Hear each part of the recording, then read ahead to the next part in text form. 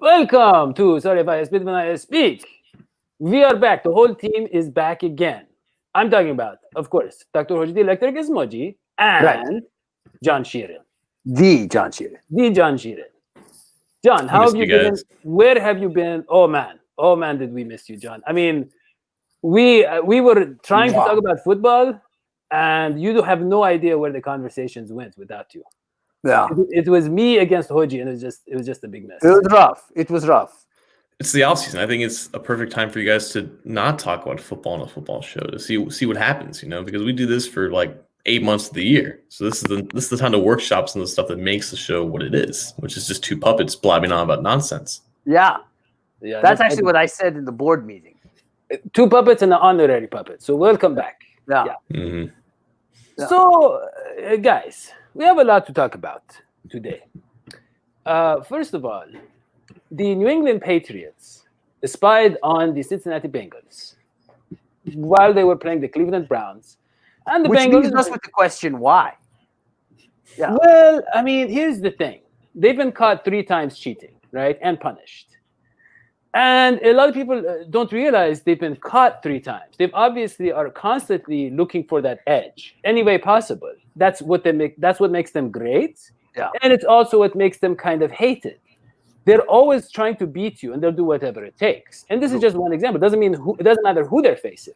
They will always try to find a way. Right, John?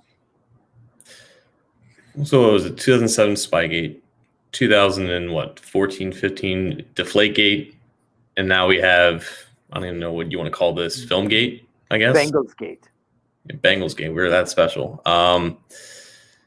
The whole thing that's bothered me about this is that, why are they doing this against the Bengals? Why do they feel they need to cheat? I don't think people understand the competitive nature of the Patriots and why they are the way that they are. Like, Bill Belichick isn't going to look at the Bengals and think, I don't need to do everything in my power to make sure that I can beat this team because they're the worst team in the NFL. It's not like they see a team in the Bengals that don't represent the threat that the average NFL team faces, and they're going to take their foot off the pedal. That's just another week in their preparation, or in this case, another week in their extra preparation for game planning the team. And also, other people have been talking about this. This was the first time that the Patriots were preparing to face the Bengals without Marvin Lewis as head coach, for the first time in 16 years. So it's fair that they wanted to accumulate as much information on this new Bengals team with the new head coach. But at the same time, it's not justifying what they did, because they clearly got caught cheating. We knew that from the get-go. But it's not like they didn't. It's not like the Bengals represented the team where it's like they don't have to do everything in their power to prepare for them, because it is still an opponent. They still needed as many wins as possible, because getting a bye in the AFC this year was not a given for them, and it ended up not happening for them. And that's why ultimately they got bounced as early as they did. So they never take their foot off the gas. And it makes sense. I want to, go ahead. Because I want to talk to John. So, John, I would like to know, and I know this is kind of a far out question, but a team that spies on Zach Taylor's Bengals, what do they discover? I still don't have a feel for Zach's coaching style. What did they discover? What did they learn, I wonder? They wanted to know what was different based off the years. Well, I don't know. Am I an NFL coach? No. I'm just a guy talking to 2 puppets on an internet show. Bill Belichick didn't know either. John, he didn't know the differences. No more self-deprecating. Please. Yeah. I'm the king of self-deprecating. Just so you know, we have Hall of Famers talking to puppets on the show. I got to clarify my question. I still don't. I'll explain, Hodgie. I'll explain. Look, it's not a 1-year investment. They're gonna have to face Zach Taylor for the next 20 years. Yeah. I get it, but I can. Zach Taylor wasn't revealing his hands. Let's be clear. know, but what I'm saying is I still don't have a feel for what Zach Taylor. And it's supposed to be his coaching that way. style is. He wasn't. First of all, he's still developing. Like we said, he's still mentally developing. His brain is still growing. But also, just went through puberty. Yeah. But also, the other thing is, why reveal your best plays, all your schemes, when you have a 1-year rental, basically, and Andy Dalton, who is going to be gone the next year? True. They were building for Burrow, tanking for Burrow, all that kind of stuff. Yeah. But John, remember this. The week before they espied, the Bengals beat the Jets 22-6, right? So it could have been one of those situations like, oh, are they going to go on one of those late year, kind of, when the season's over, the team has that underdog mentality and they just kind of want to, be the a spoiler, So maybe they thought, this team has a lot of talent. Maybe it's their time to kind of win 3-4 games late in the season. We're not having any of that. Well, because they did take the Seahawks by surprise. Yeah, early on. And then late in the season, they were kind of in the games a little bit. They lost to the Browns that week, I think, by 8 points, and then they beat them the final game. So I think he was a little scared, not specifically the Bengals, but he wasn't taking them lightly, like you said, Well, also, I think the first drive for the Bengals against the Patriots was like a touchdown drive. It was like 8 plays, and they had like no negative plays. It was like the best drive they had all season. You're thinking, okay, is this going to be a competitive game? Against the Patriots, of course, it didn't happen. Andy Dalton threw like a handful of interceptions. He had an awful game. The Patriots won by multiple touchdowns, as most people expected it to happen. Patriots are the Patriots, and they're always going to come out more prepared than anyone else. It's just a matter of if they're going to get caught cheating for the next things that they do. Yeah. And can we talk about Cam? Yeah, so that's what I want to say. So, John, we know that they wanted Cam. And let me give my take on that. Yeah. The Patriots generally get guys in the draft, let's say, who fit their system, right? They get guys who they think, oh, I can mold him into the type of player that I want. They don't get guys that are, systems unto themselves necessarily. But every once in a while, they're like, hey, let me take a flyer on this guy with a lot of upside. Now, people are going to laugh, and I don't mean to insult Cam, but they signed Tim Tebow. They didn't sign Tim Tebow because he's like Tom Brady in any way. They signed Tim Tebow because like, hey, this guy, can do some different things. Maybe, when Brady was injured and they had Garoppolo and they had the other guy, the Colts guy, I forget his name. There are all these different guys, and they kind of changed the system for different quarterbacks. They're like, let's work to their strengths. Remember? Dadio, I think Dadio, there is a bit of a flaw in what you're saying. You're underestimating the strategic benefit of having your Cam Newton on the Patriots, and the strategic benefit is that the Patriots run a Erhardt-Perkins system, and it involves a lot of play actions. It involves a lot of pounding it down the line, as they say. And what you also have to remember is that Cam in North Carolina was working with Jeff Davidson, who is a student of Belichick, and he was running as offensive coordinator down there, a similar system. Cam Newton works in this system well. You're talking about the play actions. You're talking about no huddles. You're talking about exactly what Cam can do. So, what I'm saying that, okay, I think if they really wanted Cam, they would have got him a long time ago. Because Cam, the rumor was that he wanted more money. He wanted a starter money. But he didn't get that. He got premium backup money, And so if he, so why not earlier? So it does seem like it's a bit of a distraction and kind of a flyer. It's kind of like, hey, let's take a chance on Cam. This is a good time. This punishment's coming down. John, go ahead. Cam is severely underpaid for what he is, for what he was. With that said, it's undeniable. His regression in the past few years has been undeniable. I think from 2016 to 2018, I think he made a couple Pro Bowls in that time span, but in terms of just a play-per-play standpoint, he just hasn't been the same guy that he was in 2015. But 2015 was so outstandingly great, and they almost won a Super Bowl from that season. They went to 15-1 that season. He was the rightful MVP. He was one of the best quarterbacks in the season that year. That, for the most part, that guy still exists. It's just a matter of if his shoulder is healthy. His shoulder has been a problem for a couple of years now. But this is the thing. The fit is perfect because of a couple things. Because of one, many people thought that Cam Newton was this whole other person that he just isn't. The perception about him and his character doesn't match what is reality. It's very similar to that of Odell Beckham Jr. as well. I don't think Bill Belichick looks at Cam Newton and thinks this guy's a character problem. First of all, the Patriots have never had issues with bringing in guys with not the cleanest reputations to their names. But Cam Newton isn't like that. He's not this guy who needs redemption in any way, shape, or form. And I don't think Bill Belichick cares about that at all. Cam Newton has played the Patriots twice, and these are his stats against the Patriots in those two games. He completed 72% of his passes, averaged over 9 yards per attempt, threw 6 touchdowns and 1 interception.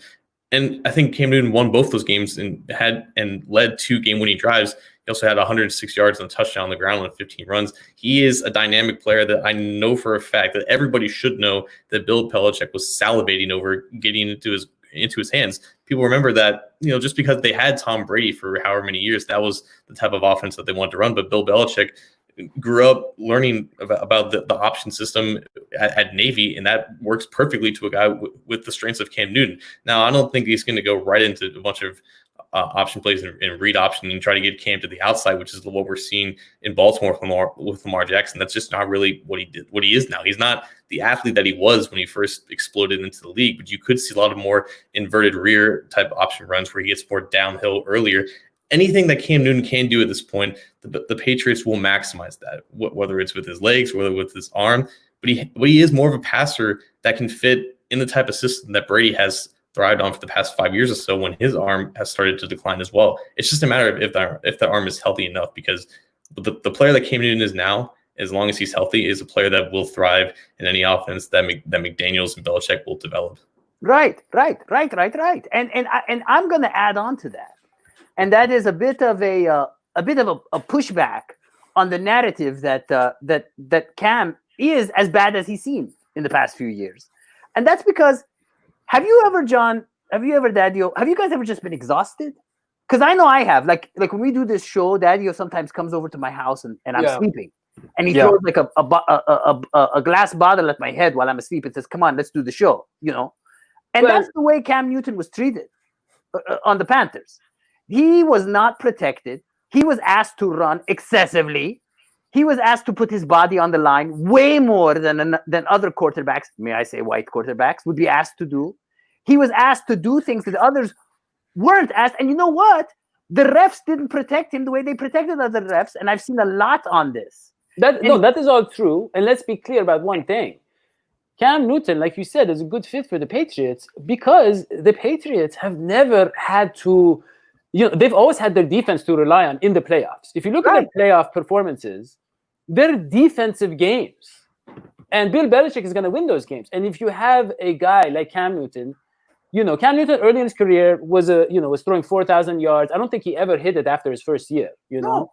So he has an ability, but the way in 2015, he was a more efficient passer. And by the way, John, 2018, he completed 68% of his passes. So he has that in him to be efficient, to pick up the third downs. He doesn't have to carry a team offensively if he has that kind of defense, which you will have with. And he's not going to have to throw it long on the Patriots that often. I mean, if he did, who's he going to throw it to? I mean, John? I mean, who are their weapons right now? N'Keal Harry, I think, was drafted by them last year, who didn't do anything. It doesn't, like, their offense isn't going to change that much. Like, Brady's arm was falling apart last season. They managed to go to the divisional round. They're still gonna run the football, and they're gonna have an extension of that running game with Newton as well. But another perception about Newton is that he scrambles, that he makes a bunch of out-of-pocket throws. He is a pocket passer, and he's a very good one when he's allowed the time to make those short, quick, intermediate throws. And that's why this offense, I think, will be more in the shotgun. It will feature a lot of play action option to extend that. But this quarterback is suited for a short passing game, which is essentially what they had with Brady. And there's more dimensions to it, which is why it's going to be better. Well, John, let me just ask you one thing. Exactly. He's like honestly, he's better than Brady. Well, let me ask you something. So I noticed that Cam flourishes throwing to taller receivers, tight ends, Greg Olsen, those kind of guys, because he tends to throw high. Brady flourishes with the little tiny receivers running around underneath and all that kind of stuff. So, I mean, it seems to me there'll be a little adjustment maybe in the types of schemes or types of routes or types of players that they're going to feature more prominent roles. What do you think? So the two plays that I think the most when I think of the Brady offense with New England, it was this play action, quick seam route over the middle to the tight end, and that was always Gronk. Or there's a lot of mesh concepts where there's a lot of drag routes intersecting with one another, and you have space created from just the action of those routes intersecting with one another. It didn't require Brady to be that accurate because the windows were never really tight. And Brady was always accurate as a tight window passer, but the scheme allowed those receivers and those options to be so open. I don't think Newton has to be tremendously more accurate than what he's already been in his career. And honestly, he's not the most accurate quarterback. You're right. His passes do have a tendency to go high at times. And, I think if you look at the Patriots receiving core just in a vacuum, it's not very impressive. And I think for a long time, they just got away with having just a a middling receiver core because of the receiver and because of the scheme, or because of the quarterback, because of the marriage between the scheme and the quarterback. But Newton's arm is talented enough, albeit again when healthy, when he's able to just throw it in the neighborhood of his receiver's hands. I think there's still going to be space created based off of the route concepts that they like to deploy. And again, I don't think the offense in terms of passing game is going to change very much. Cam Newton is still effective in these quick 1 and 3 step drop type concepts. And I think it's very similar when you look at the statistics compared to Brady in these similar concepts where they're both successful at. So are we ruling out Stidham as a starter? Are we ruling him out completely?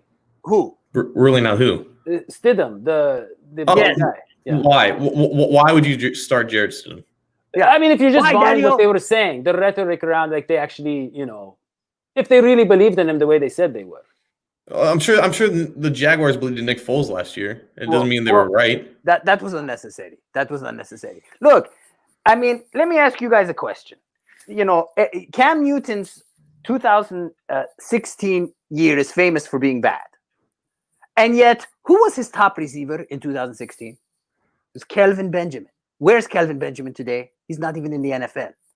The man never had the support. He never had the team that he deserved. And he's going to have that now. And I think this is the year of Cam. This is the year of Burrow, of course. I'm a Bengals fan first. But this is also going to be the year of Cam. I think you're going to it is funny. And he has $7.5 million of incentives to be awesome. It is funny that if the Patriots, and I know that Cam could be a very good fit and he makes sense for them in a lot of ways. But if covering up the punishment for cheating on the Bengals is push them to sign him, and that ends up, making, they get another championship out of it or something, it would be kind of funny though, if the Bengals kind of were responsible for that. It's almost like we would win the championship in a way. How are those related? Don't think too much about it, John. Don't think too much. I'm thinking a lot about it, actually. Yeah, you don't get the pass, Dadio. I mean, because the Bengals media guy he caught them cheating. So in that department, whoever Mike Brown decided to pay, probably for like 10 different jobs, that guy, he came through and he's like, "Hey, what are you doing? You're spying on us." He said, "No, I'm not." He said, "Yes, you are." Remember, John, that exchange? Well, I know, but how does that have anything to do with Cam Newton? And so we caught them, and they had to cover it up. They're like, "Hey, we need a headline like 5 minutes before our punishment comes." Oh, he's saying fake news. Fake news. It's everywhere. Fake news is everywhere, John. Yeah, it is. And you know what else is a fake news? Barstool Sports. I just want to call them out on this show as a bunch of racists. I was watching a clip the other day. This is how hard it is for black quarterbacks. And they were talking about Colin Kaepernick, calling him all kinds of racial epithets about, stuff about being Arab and stuff like that. And I was very disappointed in the popularity of that show, that Barstool Sports. They were saying horrible things about his hair and other stuff like that. Has nothing to do with the issue. It's really unfair the way a lot of sports shows, the more marginal sports shows, not the mainstream ones, they sometimes engage in these kinds of race baiting and all that. I don't like it. Yeah, I just wanted to say that it's not related to the topic. Yeah, John was better. I mean, Cam, I do think Cam never got the respect he deserved because he was a black quarterback. I do think that. Yeah, especially by the refs, he never got the same kind of attention, and that's John, why he got please. I mean, that was always apparent. Whenever he was sliding down on the field and some defender would come in late, he never got the flag that like a Tom Brady would have gotten.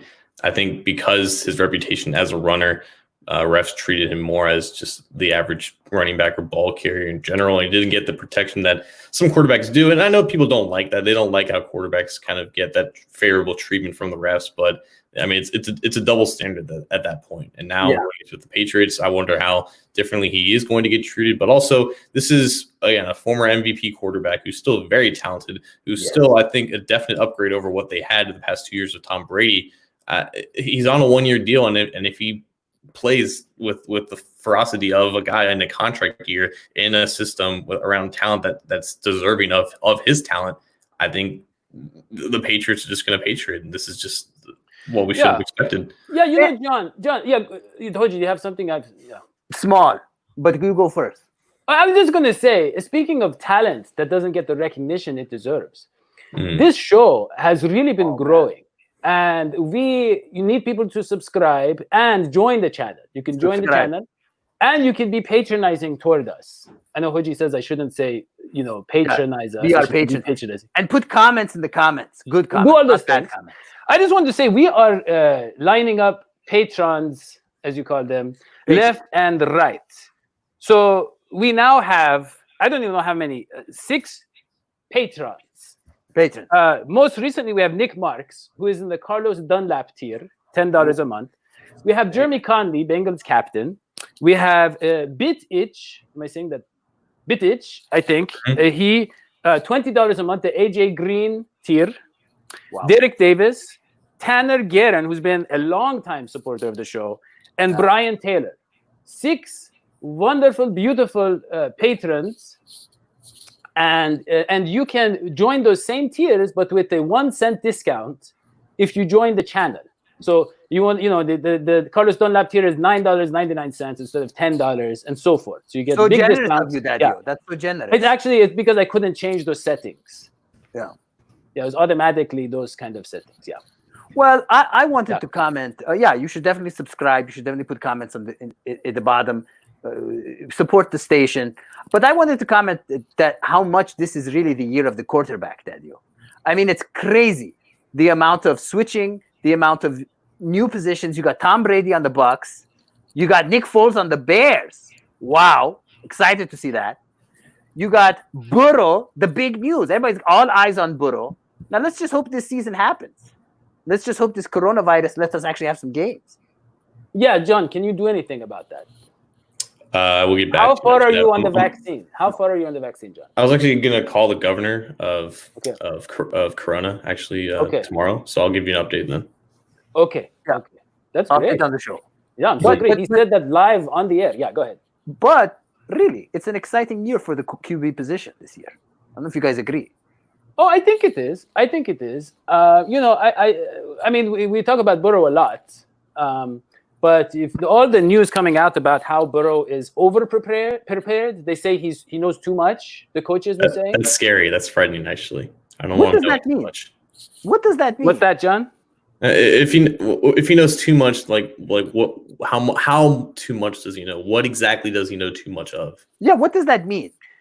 How can you know too much? It sounds to me like a cry for help. Like Zach Taylor's like, he's going to be a player coach. I'm going to be out of a job. Because he knows. Oh, I know. It's like that short story, Flowers for Algernon, where Algernon wasn't very smart, and then they gave him drugs, and he became smarter than the scientists. But if anything like that, it's going to end up pretty well. John, can you confirm it's that kind of situation? I hope it's not like a limitless situation where they're like secretly feeding him pills and his brain is like slowly maximizing his potential and he's just learning just the ins and outs of everything, just more than what they want him to know. I don't know if he's going to get overwhelmed. I don't know if his head's going to explode. Hopefully he wears a helmet when that happens. I'm a little fearful for him. John, I mean, that's I will tell you what it probably is. And I tell you guys want the head to explode. I can't hear what anybody's saying right now. Yes. Sorry if I spit when I speak. Yeah, stop spitting. Yeah, I was just saying. Yeah, go ahead, Hodgie. Go ahead. I got the spit mic right here. So I will say that I have figured out what it probably is, and I just figured it out now. It's that his third eye has opened, and when you say too much knowledge, he's seeing into the other realm, the non-linear dimension. And so when he's throwing the ball, probably what's happening is that it goes into a portal, comes out the other end, and they're having a problem catching it because they don't see the ball's trajectory because his third eye has opened. And he's passing, he's going like, whoop. And then, they're like, the ball's gone. And then it opens on the other dimension in the end zone. And I mean, that can happen. Maybe that's the dimension where the Bengals have won the Super Bowl. Yeah. Yeah. I mean, it's weird. Go ahead. There are infinite universes, John. For example, right now, this show is happening, but instead of you, Tom Cruise is next to me. And I'm talking to Tom Cruise. That's another universe. That's happening right now. Is Tom Cruise wielding a puppet of my face? It could. There's one universe where he's doing that. Yes, and there's like everything you can imagine is happening simultaneously in multiple universes. This is quantum physics, John. This is fact. It's weird that John doesn't know this and Hodgie does. I know nothing about it. But I'm just and the NFL has yet to make use of that, but I'm sure Burrow is, and I'm sure that's when they say too much knowledge, that's what it must be. Yeah, I mean advanced analytics, John. But I'll let Burrow worry about this because this is clearly what he's thinking about. Let's just say something, John. Ken Anderson, he said the key is preparation on our show. He was on our show. Yeah. I was Not like, preparation, because if you look at postseason, he was the only quarterback in Bengals history who really performed in the postseason. And he was really, really good in the postseason, one of the best ever. A boomer. And I was like, how did you do it? Prime time, Monday night, all that kind of stuff. And he was like, preparation. And Joe Burrow has that. So, I mean, arm talent is one thing. We know his arm talent. But if he is really focusing this much on preparation, I mean, I'm just trying to say he could be very successful right away. Counter-narrative. Off the bat. Yeah. Counter-narrative. Peyton Manning was all about preparation, sucked in the postseason. What helps in the postseason is what Nick Foles has. What helps in the postseason is what, I'm sorry to say this, AJ McCarron has. And it is heart, it is guts. He has that. He has the guts. It is the ability to think on the fly, on the spot, not the writing around on the fly, as I've said before. It is the ability to, mojo. They call it big Nick energy. Have you heard this phrase, Big Nick? And it's named after Nick Foles. That's he has big Nick I've heard energy. Yeah. Okay. Yeah. So once again, please subscribe and join the channel, leave comments, and you can go to patreon.com/dhsports if you want to be patronizing towards us. It's very important. We're trying to grow the show, do more shows, get better guests, improve the technology, all that kind of stuff. We just really, please support us. And for John Sheeran and Dr. Hodgie, put a smile on John's face by supporting the show. Please, yeah. And that is all we have. We will see you next time. So long. SVT. Bye. Bye.